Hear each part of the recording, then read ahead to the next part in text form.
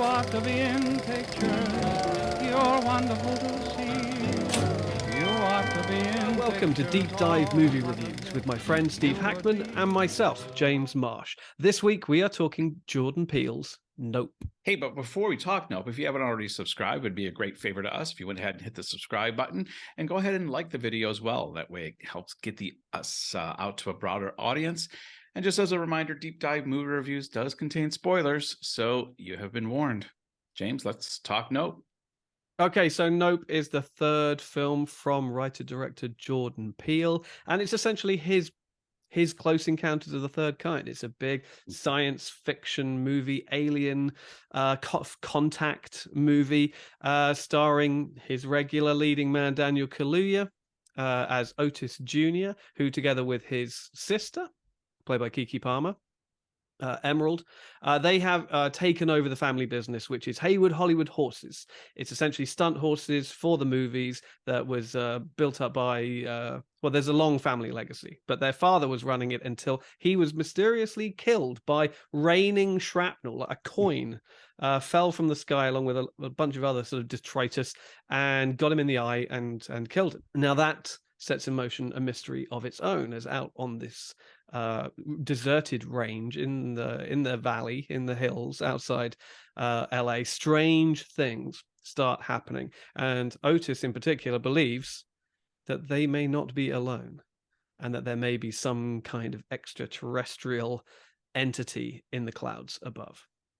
So what is hiding in those clouds, James? I think it needs to be said that we're a little late getting this review out because in the summer, when we were getting ready to, you'd watched it, and just when I was going to watch it, I got COVID, and so that everything got on the back burner. And then when I was finally able to watch it, obviously some other movies had come up, but we really wanted to get this movie reviewed. We felt that's definitely one of the films of the year that we wanted to give our attention to. So fortunately, we're able to do it now.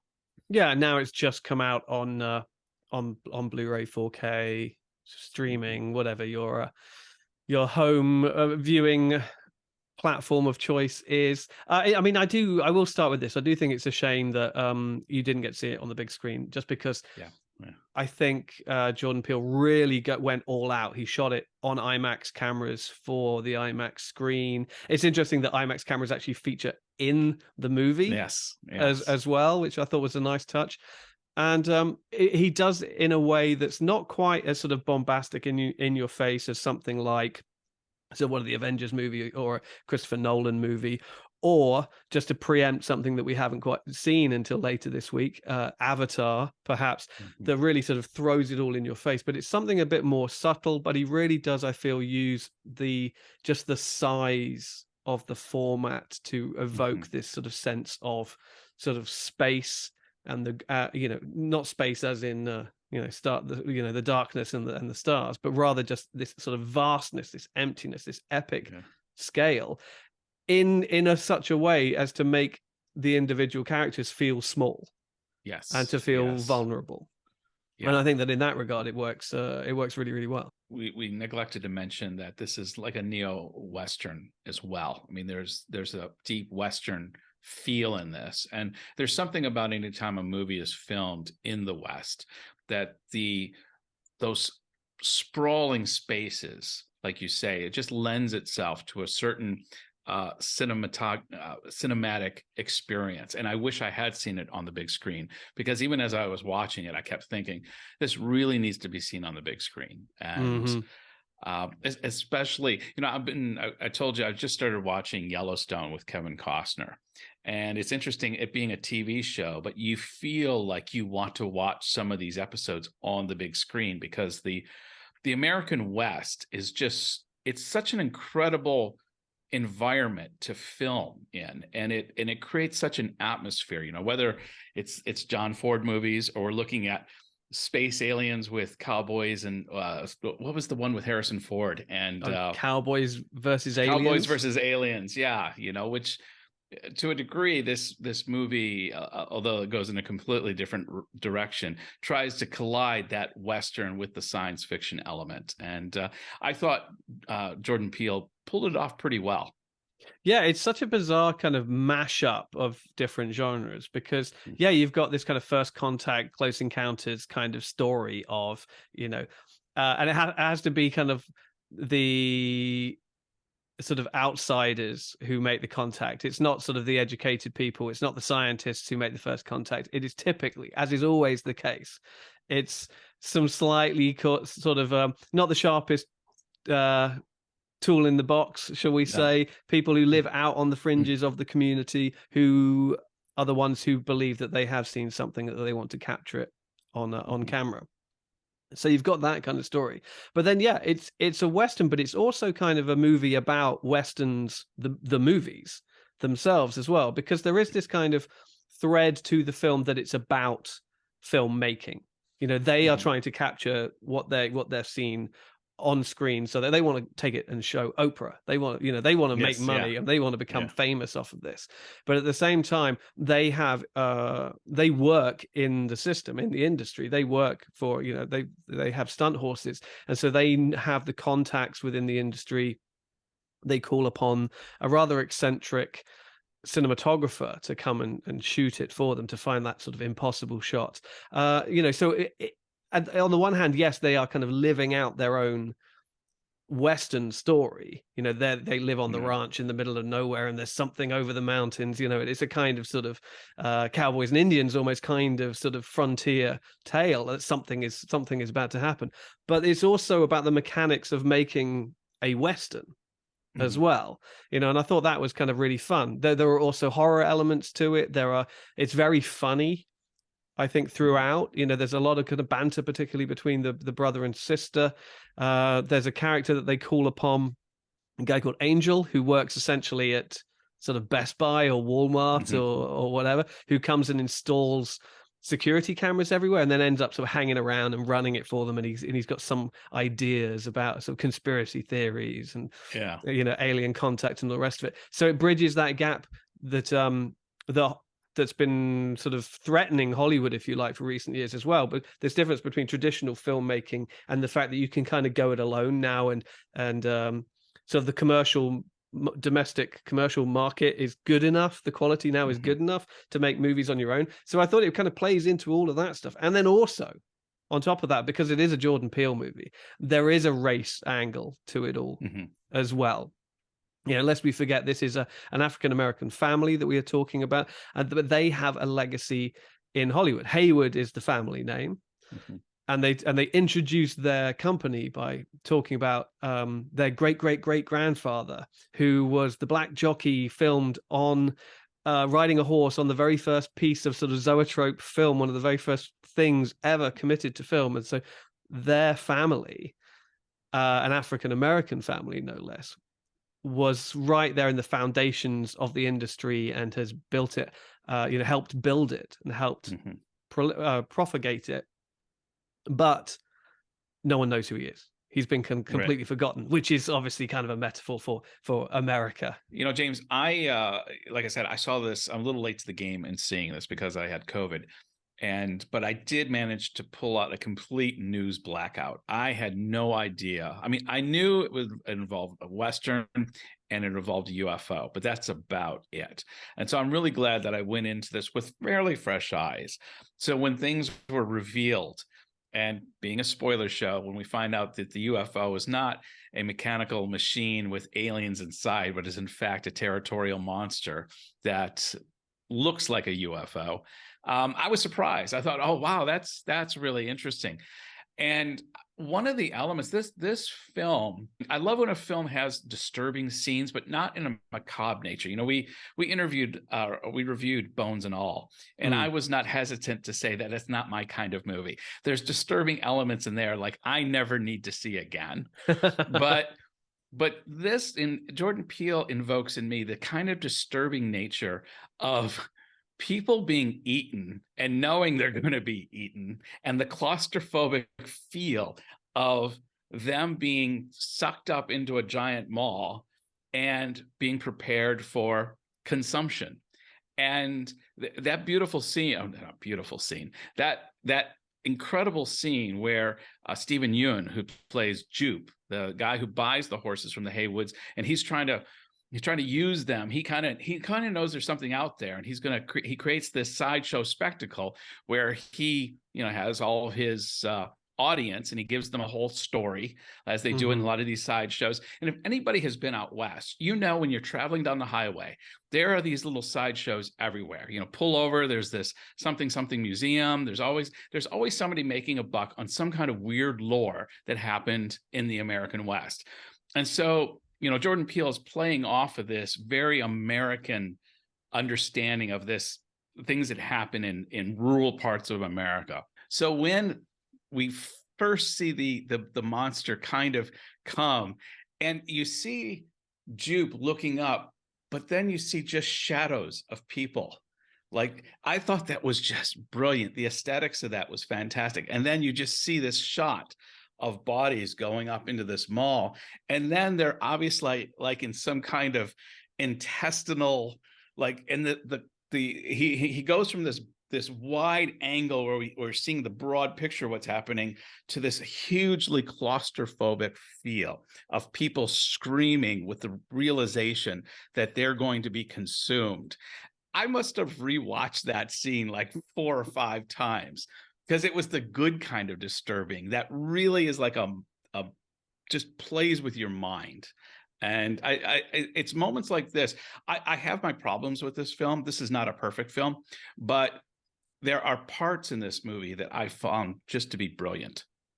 Yeah, I think the design of the creature, as you said, what we first assumed to be a ship of some kind, but later realize is actually the creature itself, is genius, because it's nothing like I think we've ever seen an alien portrayed as before, because it's not sort of slimy tentacle. It's not scary. It's not scary. It's not all claws and teeth and slime and tentacles or anything like that. It's essentially when it sort of unfurls into its sort of full form, final form, if you like, it's like something a cross between kind of a hot air balloon and a jellyfish. There's some kind of, in terms of the structure of it, it looks like some kind of sort of deep sea creature. It has a kind of head, and it has kind of tentacles, but it's all made from this kind of sort of ribbony, canvasy material that has no viscous quality or sticky quality to do it. Even when, like you say, you see these characters essentially being digested, being swallowed, being contracted through this. It looks like they're in some kind of, collapsed tent or something like that. At no point does it look disgusting in any way, but but that's what makes only it, by their response. Exactly. That's what makes it delightfully disturbing, is we all know what it is, and we know that it's kind of stomachy, and it's kind of, but it's not totally that way. And just the feel, like I get claustrophobic. So when you see the lady screaming as she's just being kind of pushed up, and she knows like where I'm going is not going to be a good place, and it was just it's that kind of thing that makes for a great film experience. Absolutely. I mean, because I think the only time when Peele allows himself to venture into that kind of sort of gooey, bloody nastiness is when the alien essentially evacuates itself. Because there was this sort of hail of bits and pieces, coins, keys, what have you, that you see at the beginning of the film that kills their father, and you see a key has skewered one of the horses on its behind. But there's this great, probably the most sort of specifically horror infused sequence, which is just one bit at night when the alien comes above the house. They've got this big old ranch house in the middle of nowhere, and it just rains down on them. Again, it's undigestible junk, like, again, inorganic, coins, keys, belt buckles, all that kind of stuff, but also just a red bloody rain that just coats the outside of the house. And it just made me think of anything from sort of The Shining to the Amityville Horror to Carrie. It's kind of like Carrie at the prom, mixed with the elevator doors opening in The Shining. It's just this kind of cascade of blood soaking the whole house, but you don't see anything that I think, if I remember, that you could identify as being partial remains of anything. Right. It's just, you know, he's absorbed and digested quite a lot of whatever of whomever he or he or she or it Yeah. sucked we don't up. know what it's we don't know what the No, pronoun we don't know is. his pronouns. How dare I? How dare Yeah. I? Okay, but the only other element I think which is truly shocking is Jupe's backstory, and particularly the opening scene of the film, Yeah. which is a scene from many years earlier. Because Jupe, as it turns out, who is, as we said, Steven Yeun's character, who's their nearest neighbor, who lives just over the rise, and he has this sideshow, is obviously a Korean American, and he was a child star on an ill-fated sitcom called Gordy's Home or Gordy's Playground or something like that. Something like that. In which Gordy was or in which the family had a pet chimpanzee, and one day on set, the chimpanzee runs amok. It just snaps. It runs amok, and you're never told exactly what happened, exactly how many casualties or fatalities there were. Suffice to say that the chimpanzee violently attacked some of the cast members, and probably killed at least one or two of them. And poor Jupe was stuck under the table watching the whole thing, at far closer than, at a young age than he ever needed to be. But that for some reason the chimpanzee didn't attack him. And over a couple of scenes throughout the film, you kind of piece together this insanely traumatic event that is never fully kind of explained to you.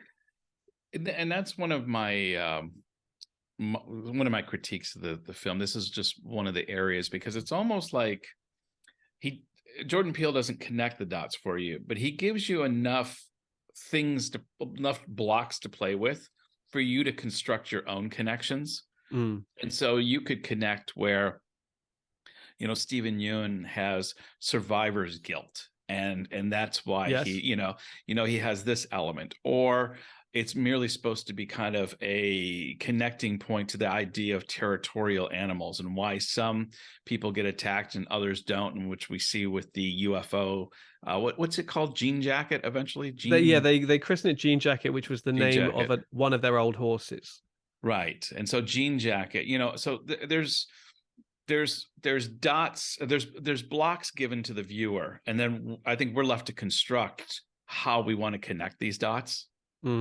Yeah, I think it's left as more of a suggestion. It's left for you to really put together. How I interpreted it as is, yes, I think it's a traumatic experience that has given this character sort of a sense of survivor's guilt. I also think it's a previous example of an attempt to bring wild animals into the workplace, and to acknowledge that however domesticated you think one of these animals is, if you don't, and even if you do treat it the way that you're supposed to treat it, it is unpredictable.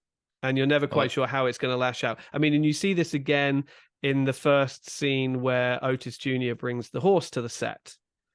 And he's inarticulate, and he's unable to sufficiently explain to the crew, who couldn't care less anyway and just want to get on with the shot, that you have to treat the horse with a certain degree of respect, and there are certain things you can do, certain things you can't do. And it's only too late when they put a reflective surface in front of the horse, essentially forcing it to look itself in the eye, and it bucks and it kicks something. And I don't think it hurts it, but they lose the gig as a result.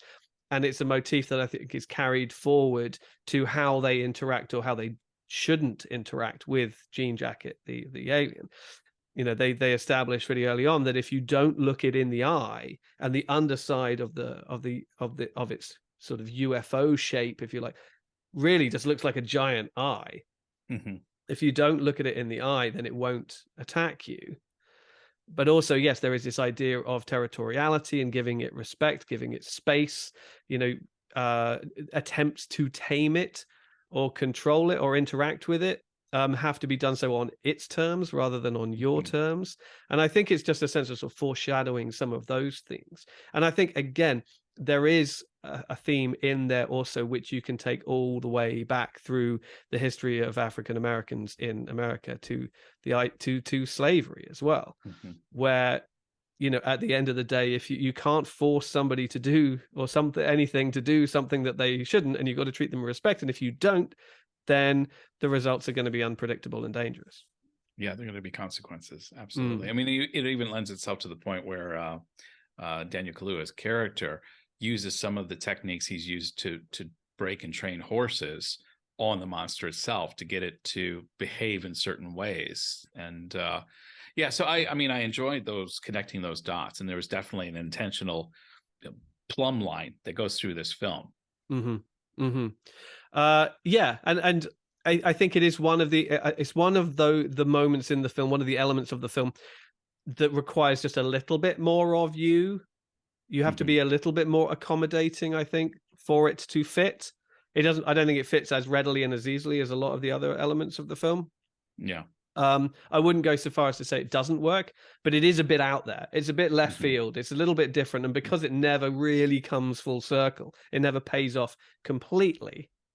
Or I suppose you could say that the inflatable Jupe at the end kind of gets the alien. So is that I'm just thinking of that now. Is that kind of Jupe managing to readdress the balance between the wild creatures and his own experience? Who knows? Well, I mean, one of my disappointments in this is that there are some interesting character developments that I think then are just kind of cut off at the ankles. Like, I found when Jupe died, I thought, well, why were we given so much backstory, so much? I mean, I know it can be argued that it set up it opened up what happened, and we get to understand what the alien is after his sideshow act. But I just felt he was a very interesting character, and for him to be taken out halfway through the movie, especially when we're given this wonderful backstory of the tragedy on set, I just felt like there was more story there with him, and we never got to see it because he died.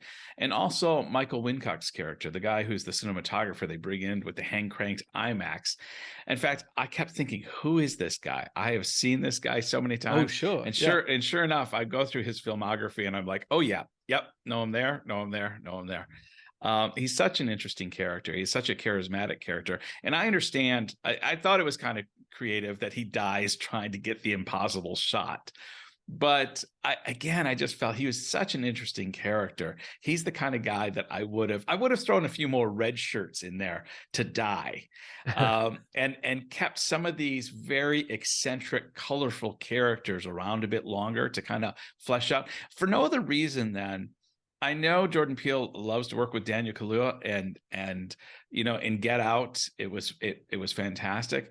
But I don't know how you felt, but I thought Daniel Kaluuya was like the anti-energy. Like, he just sucked all of the energy out of a room. I don't think there could be less an energetic character on screen. I mean, yes, his sister, played by Keke Palmer, she's the complete opposite. She's just a live wire. She's blah, blah, blah, blah, blah. She's all over the place. But I felt like with Daniel Kaluuya, even when he's riding his horse and he's trying to do this high-speed action sequence against the monster, it still felt like he was sucking the energy out of the scene. And obviously that was an intentional decision that Jordan Peele wanted to go with, and that's fine. I just found that he just moved slow, he talked slow, he thought slow, everything about him was just... It made me think of William H. Macy's character in The Cooler. I don't know if you remember that, with Alec Baldwin, where he hires William H. Macy because he literally sucks the luck out of everything in a room. That when somebody is on a hot streak in the casino, Alec Baldwin, who plays the casino manager in Vegas, hires this guy, and he goes and he sits down next to the guy with the hot streak, and he just sucks the luck out of him. It's just, and that was going through my head. I said, man, Daniel Kaluuya in this movie just sucks the energy out of every scene he's in. Obviously that was a creative choice, but I just found it a little bit downbeat. I mean, I guess I read it as sort of Jordan Peele trying to sort of subvert those traditional, dare I say, stereotypical sort of hero characters, if you like. And throughout, I mean, because almost in this kind of movie where that one or two, not everybody's gonna make it, you can pretty much guess early on who's not gonna make it. And I kind of like the fact that he put so much effort into developing interesting characters, and then it's like, yeah, he's not making it. He's not going to do it. So rather than it being the red shirt, like you say, where where you can literally spot them from a mile off, you're like, oh well, that's the one that's going to die, because the other characters, we have invested too much in them already. Right. And I felt that was kind of an interesting play on that. And that's a fair point. Yeah, I get that. I can appreciate that. I just don't like people with interesting stories that are colorful. Again, it's because I found the Daniel Kaluuya character one of the most uninteresting characters in the film. Isn't that because of his trauma? Isn't that a result of what he's been through? And arguably, Steven Yeun had trauma too. I mean, and he's gone with it. He's gone with it the completely opposite way. I think the two characters kind of can be contrasted in how they have chosen to deal with their trauma. Sure. And you could argue that the film is about how Otis Jr. Sort of almost finally overcomes his trauma by being put in this position where he has to step up. I thought, I love the trope or the theme where the everyman is put into this situation. In fact, I was thinking also of Mel Gibson and Joaquin Phoenix in Signs. Oh yeah, where M. Night Shyamalan's, where again, it's very similar in that it's really focused on one family, and that's where this whole experience, although there's obviously other characters, it's really focused on one family and how they deal with this UFO, not dissimilar to Signs. Yeah, and it's not like, I don't know, Close Encounters or Jurassic Park or anything like that, where at the end of the day, it's the experts and the scientists who are stepping up and crunching the numbers. You're like, well, that's all good and well, but where am I going to find, an alien expert and a chaos theorist and a paleontologist when I need one? I'm going to have electronics. You got to go to Fry's Electronics. You got to go to Best Buy, because those guys know. They know their stuff, because they sit around working on this stuff and doing nothing else. But so, I kind of appreciated that it was putting ill-equipped people, but well-motivated people in the situation where they have to step up. Unless we forget, you talk about Daniel Kaluuya being sort of socially stunted, shall we say? Well, he's not the one that saves the day. It's his sister. Yeah. It's Emerald. Yeah. It's the live wire. It's the bubbly one who does put everything out there in front and does put herself who actually saves the day. And she captures it on camera. She does. That was brilliant. I love that. That's a great touch. With the most retro piece of equipment they could find. Well, it goes back to them even having the high hand cranked IMAX. That was fantastic. While we're talking about cast, I thought Brandon Perea playing Angel was a phenomenal character. Great support. I love that he lived. In fact, I love when he gets sucked up in the tarp and the barbed wire and it spits him back out again. But the whole idea of basically them getting all of their information and support from the Best Buy guy, and he's the one with the knowledge of conspiracies and things. It was just an element that I thought was really enjoyable. Yeah, well, I think that's what I was trying to sort of tap into by saying that so much of it is now so much of what you need is available on the consumer market. I mean, you go look at something like, completely off topic, but you go look at like the James Bond movies today, and it always used to be that he'd go see Q, and Q would have custom made all of this stuff, exploding pens and wristwatches and all the rest of it for him. Like things like Little Nelly, the microlight sort of gyrocopter thing, but now all he gets is stuff that's on the market. He gets his Omega watch, or he gets his Samsung Galaxy phone, or whatever it is.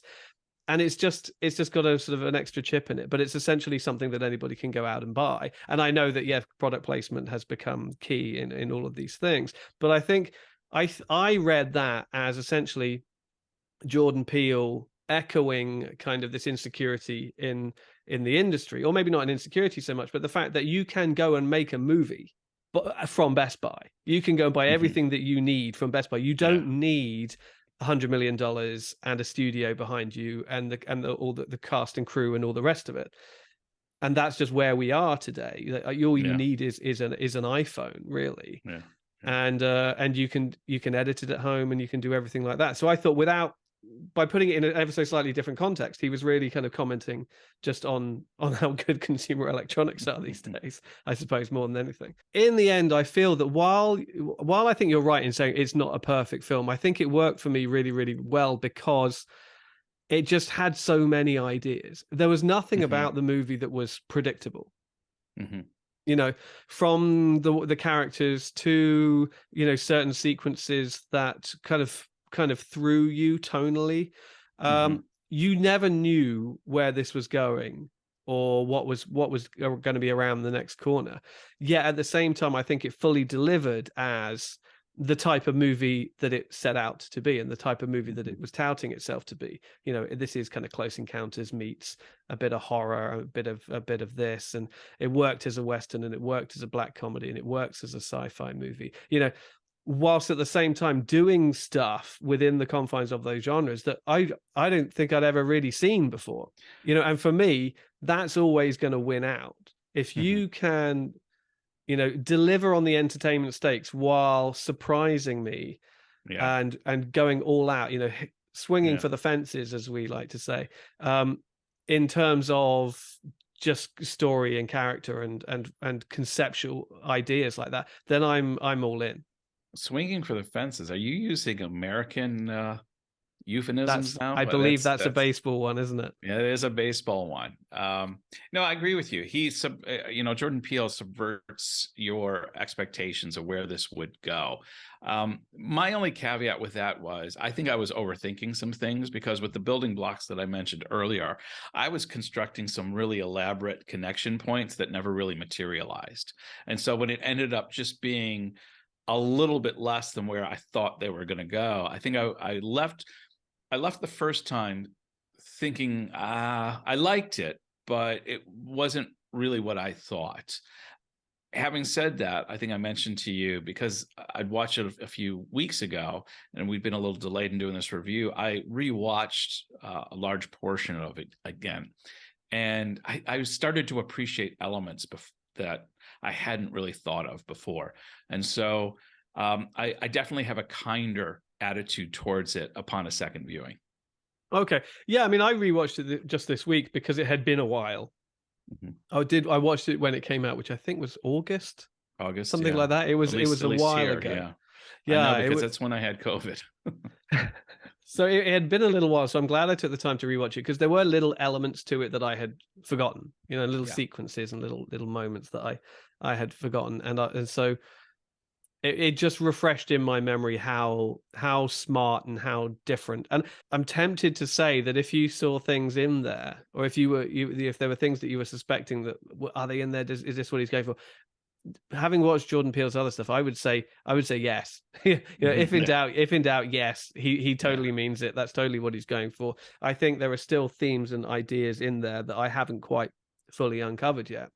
Yeah, but I'm just so you know, always excited and feel rewarded by watching something that just tries to push you outside of your comfort zone in different areas, tries to undercut your expectations, not to cheapen the deal, but rather just to the imagination, the level of imagination to sit down and write that story, to come up with the idea of not only, okay, well, it's a brother and sister and they're out there and then an alien comes down, but beat for beat, you're like, wow, this is really odd and weird and different. And no, I can't think of what it's really specifically drawing from in terms of sort of older movies, and that's always good. No, you know, I mean, I totally agree with you, because you can hear music that just hits all the right chords and plays the right melodies, but then you get other music with great writers that are able to fill in the little beats and the little segments in music with just added, you know, music and different elements. Not that I'm a musician, but somebody who loves music, you just know when you're hearing something that's different and it's special. And I hear what you're saying. I think that this movie does do that. That you could have just like you said, brother and a sister who are fighting an alien off their ranch. Mm. But to put the backstory of a Korean American who is on a 90s sitcom that is a survivor of a monkey attack that kills his TV family and is living with the survivor's guilt of that, and then plopping him down, and then bringing in a cinematographer that's been wanting his whole life to get the impossible shot. Now he's getting the opportunity. These kind of things just raise the caliber of the film. So yeah, no, I agree with you there. Yeah, it's just the richness of the overall concept, and I just find it so rewarding. So I think it's a film that I'll end up going back to repeatedly, and it won't conform anymore to a familiar structure or stereotypes of the genre, because too many sort of sci-fi movies or whatever you watch these days, you're like, oh well, that bit's from that and that bit's from that, and sure, you've twisted that a little bit, but I recognize Alien in there, and I recognize 2001 in there, and I recognize the Terminator there, or Predator or whatever, and Blade Runner there, and between them you're like, tick tick tick tick tick, okay, you've cobbled together a bit of the Matrix, and you've cobbled together something new. Whereas here you're watching it and you're like, well, I understand the themes that you're bringing up, but I have never seen these themes or these motifs or these images anywhere applied this way before. This is all new to me, and all the better for it. I think, if anything, in years to come, you're going to be like watching films and going, oh well, he saw Nope, or she saw this filmmaker, she saw Nope, because there'll be something there. I think this is going to be one of those movies that ends up sort of being a little bit of a milestone, being a little bit of a marker in the evolution of the genre, because it is such a mix, such a mashup of so many different ideas, without having to fall back on tired and overused storylines and motifs. So James, as we draw to a close, obviously we need an instrument for scoring. What boy, there's just so many instruments we could use here. Right? There's so many hand cranked IMAX cameras. That's how many killer monkeys. Killer monkeys. I think the hand cranked IMAX camera probably. How many giant inflatable Korean American cowboy children? There are so many odd things in this movie. Let's go with, I like the IMAX camera. How many hand cranked? How many hand cranked IMAX cameras would you give Jordan Peele's Nope? Okay, well, I think I've pretty much said everything that I need to say on it, and I think it's no surprise that I really, really liked it. And just to show my hand a little bit, as we are getting to the end of the year, and we are soon going to be revealing our top 10s, is the fact that Nope is in my top 10. I thought it was great for all the reasons that I've said. I think it defied expectations. I think it managed to work with genre without repeating genre tropes. But retooling them, recontextualizing them in ways that are almost always rewarding and interesting, and it delivers on the promises of the genres it chooses to evoke. It is exciting, it is funny, it is scary, and it does broaden your mind and make you sort of look into the stars and wonder what is up there, whilst you're surprising you endlessly. I mean, I loved it. I really did. It's not perfect, but that I don't care that it's not perfect, because I think that it does so much right and so much that is interesting that the imperfections almost help in a way. If that makes any sense too. So I'm going all in. I'm going all in. 5. I'm going 5 IMAX. 5. I'm using a five-fisted hand crank of the IMAX camera. Wow. Obviously you love this film. Me, not as much as you do, although I really appreciate it. And I'm just going to come out with my score, because I think we've said everything we're going to say about this film. I'd give it 3.5. I give it 3.5 hand cranked IMAX.